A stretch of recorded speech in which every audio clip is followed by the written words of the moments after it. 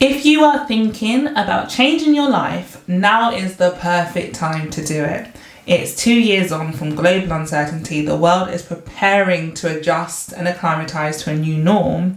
And in effect, the cards have been thrown into the air and we have two choices. We can either wait for the card to land and see which hand we've been dealt, or we can be proactive in taking agency, taking back our personal power, selecting the cards as they fall so we can choose the hand that we want to be dealt in this game called life. Hi, my name is Sabira. I am a millennial burnout coach and welcome to the Burnout Free Lifestyle.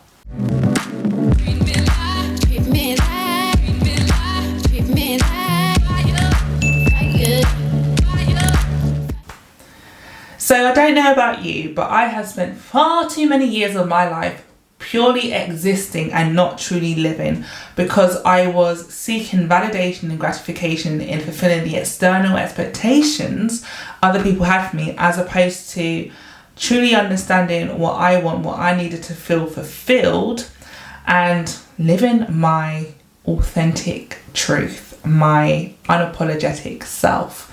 So case in point, I went to university because it was expected of me. I completed my final year of studying economics with my mum in a coma because it was expected of me. And I went into the investment industry because, again, it was expected of me.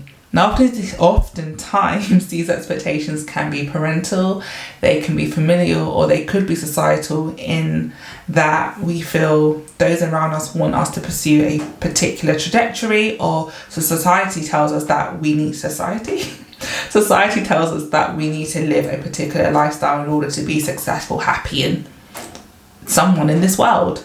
But the truth is, when it comes to expectations, we need to remember two things.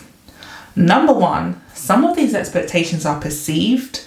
We believe that other people have these expectations of us, or that we need to fit a certain mold in order to be seen as a certain way in life. But on the other hand, for those expectations that aren't perceived and they're very real, i.e. your your parents' expectations of what you should do as a career path and what they hope for you and esteem for you, when it comes to those types of expectations, when again they're very real, we have to remember that other people's expectations of us aren't our responsibility. We are not obliged to fulfill them. We have a choice in the matter.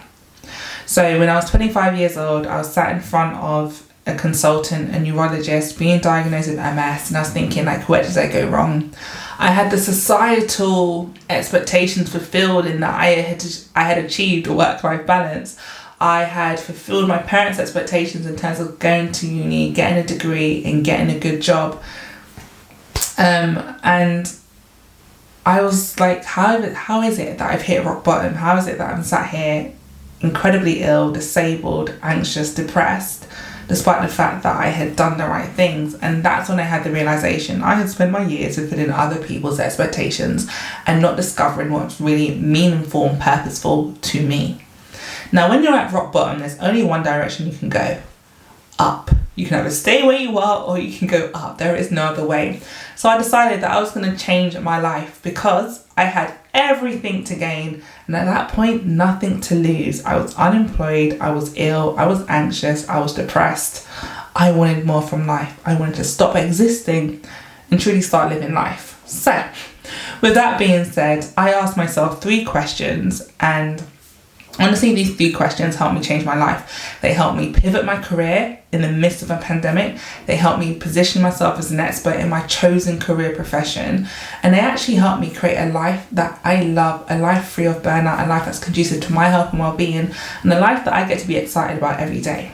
Is it a perfect life? Absolutely not. But is it a life that I don't need to escape from or take a vacation from?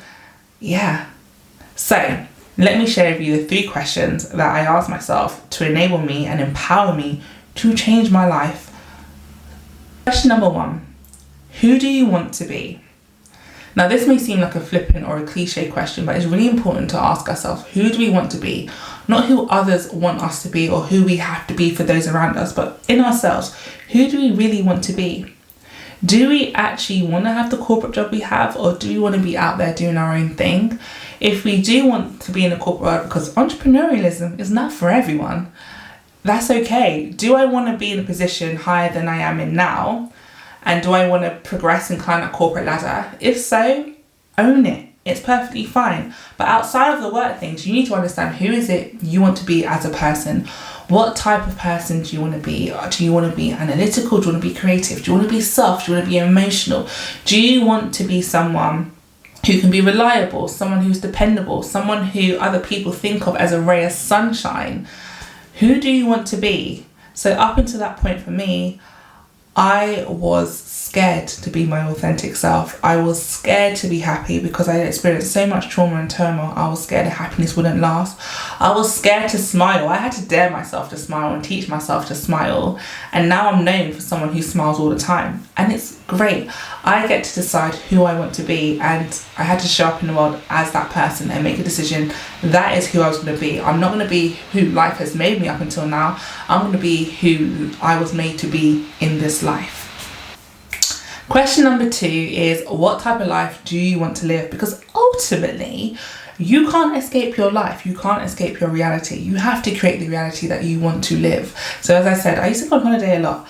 And part of going on holiday is, number one, I love cultural exploration. I love food and languages, wonderful. But ultimately, I was trying to escape my life. The reality of having a severely neurologically disabled mum. The reality of being disabled myself. Experiencing depression and anxiety. And you can only vacation your life for so long, because wherever you go, you bring that baggage with you.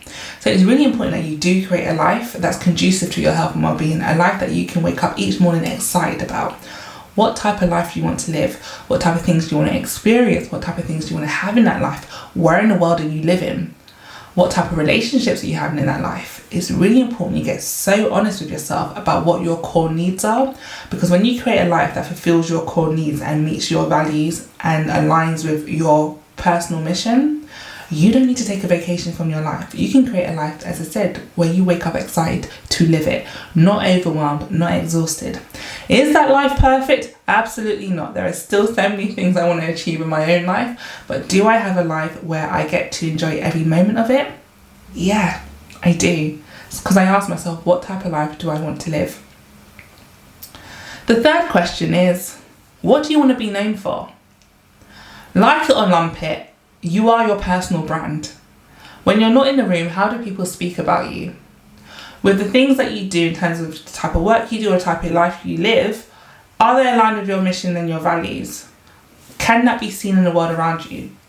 Do they reflect who you want to be? There needs to be perfect alignment in those 3 questions. So you need to understand who you want to be, the type of life you want to live, and who you want to be known for.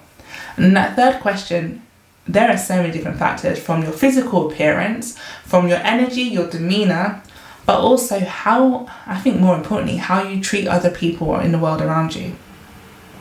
It may sound a little bit morbid, but you have to think, what would your obituary say? When you're no longer here on this earth, what legacy are you leaving behind? So if you want to change your life, now is the perfect time to do so. It is time for you to stop existing and start living, because you deserve to have everything you want in life. And you can have everything you want in life, provided you create a life that is conducive to your health and well-being. So once you do receive those things that you want, you can then maintain it. A lot of us are able to attain but not maintain, because we have a life that is not conducive to our health and well-being. So if you want to change your life, ask yourself those 3 questions. Who do I want to be? What type of life do I want to live? And what do I want to be known for? And then take steps, take actions, create a strategy, create a plan to bring that into reality. That's the only way you can change your life. You have to know the life you want to live. You have to know the type of person you want to be and what you want to be known for. Create your personal brand, change your life, and create a life free of burnout. See you next time.